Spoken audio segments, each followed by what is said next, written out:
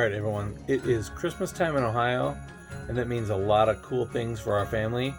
But before we get into that, my friend Steve owns MrTaillight.com, and he put out a post looking for vehicles of certain years to feature a chrome molding. Now my Express van happened to fit within the years of what he was looking for. So I messaged him back, and he sent me the footage of molding that I needed to put onto my Express van.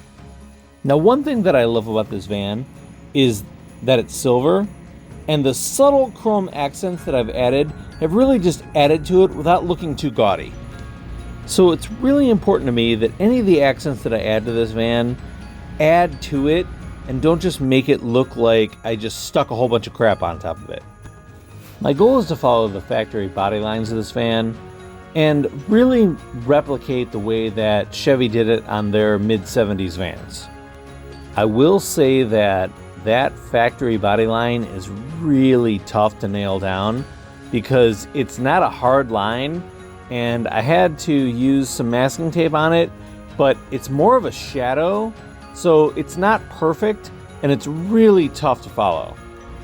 But I still felt like this was a better way to accentuate the van versus the stick-on mirrored stainless panels that they make for the bottom, which just really look way too gaudy and like you're trying way too hard. This van, for whatever reason, I love it so much, and I love the subtlety of it, and I really feel like this chrome molding really sets it off in the perfect way.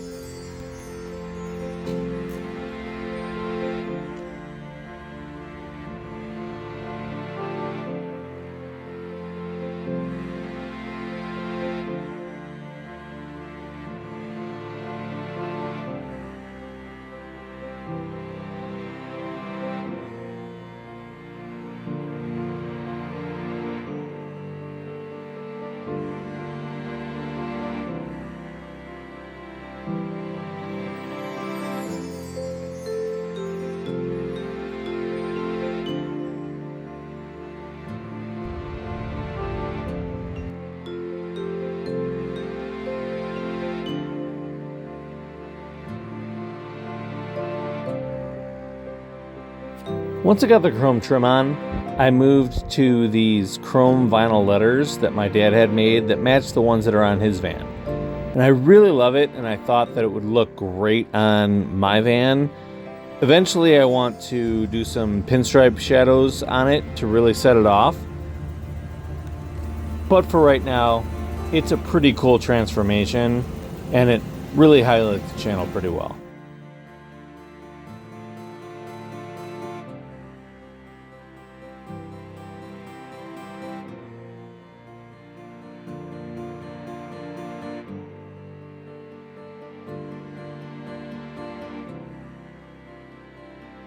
Now, I've been using vinyl disorder for all of my smaller stickers, and I ordered a larger one, and they really hit it out of the park with this for my chrome plate.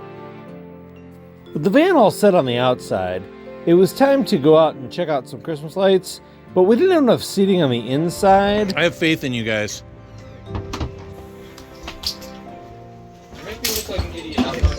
No, you guys are going to be so ready to move into your own apartments next year. Yeah, that won't be...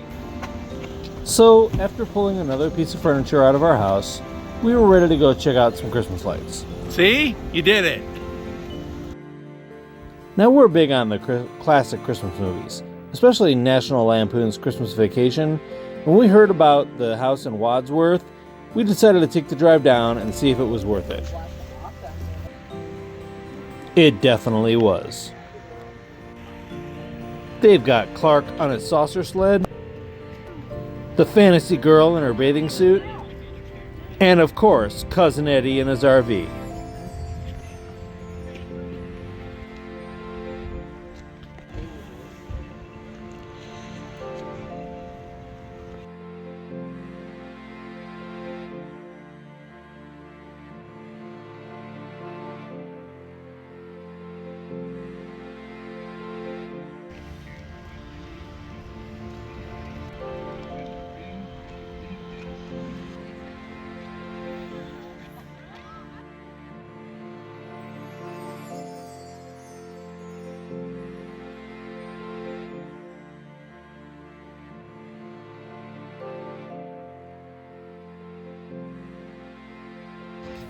Now, since we were on a roll and in the Christmas spirit, we decided to swing by the world-famous cul-de-sac in Strongsville.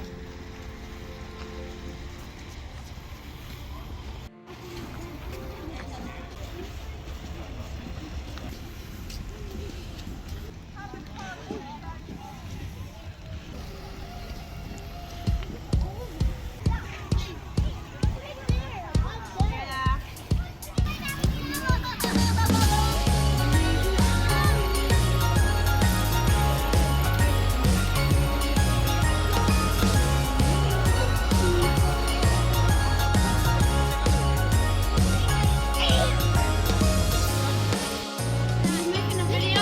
Yeah. 1988.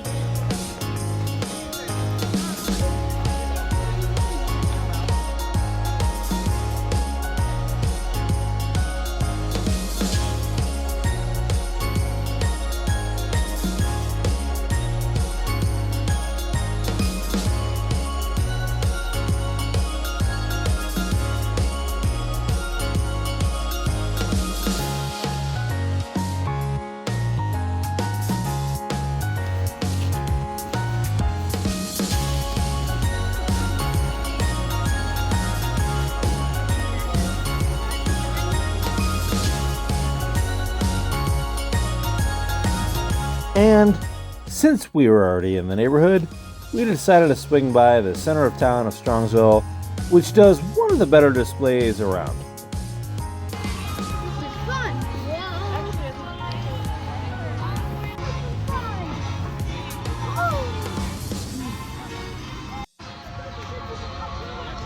Ice. Ice.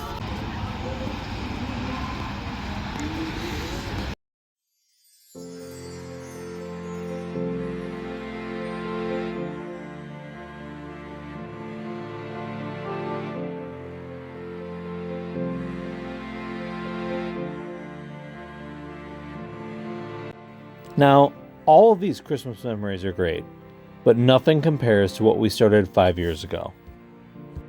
We got to a point where it was just too much to visit everyone's house in one day and try to enjoy Christmas. So we started what's come to be known as the Christmas house. Now, the house has changed over the years for various reasons, but what has remained the same is that everyone from both sides of the family, all the in-laws, get together and spend 4 days together on Christmas. Everyone wakes up together and gets to see the magic of the kids opening their presents on Christmas morning. We plan all of our meals and just spend all of our time together with laser tag and games, puzzles and movies and karaoke, and just everything you can imagine. We make it into a magical, memorable Christmas for everyone involved.